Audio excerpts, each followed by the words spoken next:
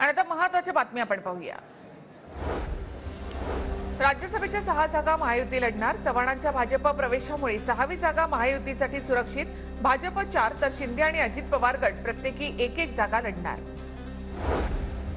राज्यसभा निवडणुकीमध्ये काँग्रेसचे 20 ते 22 आमदार विरोधात मतदान करण्याची शक्यता। 20 ते 22 पैकी काही आमदार अशोक चव्हाणांच्या संपर्कात असल्याची सूत्रांची माहिती। अशोक चव्हाणांच्या भाजप प्रवेशावरून पवार गटाने भाजपला डिवचलं। खोके आणि ईडीचा उल्लेख करत शरद पवार गटाच्या ट्विटर हँडलवरून भाजपला डिवचणारं ट्विट। भाजपमध्ये येण्यासाठी एकनाथ खडसेंचे प्रयत्न सुरू। भाजप नेते गिरीश महाजन यांचा मोठा दावा।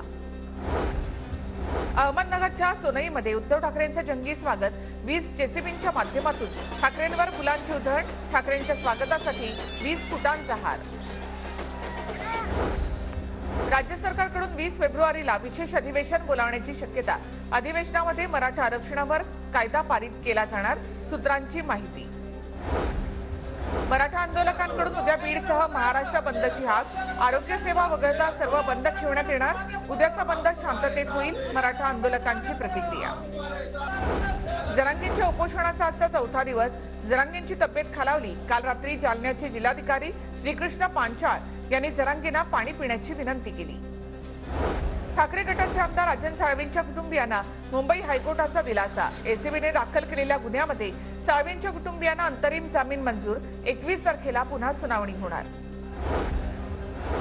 माझ्या जीवाला धोका झाल्यास मुख्यमंत्री आणि गृहमंत्री जबाबदार असतील, खासदार राजन विचारेंचा आरोप। ठाण्यातील गुन्हेगारांची परेड काढा, विचारेंची पोलिसांकडे मागणी।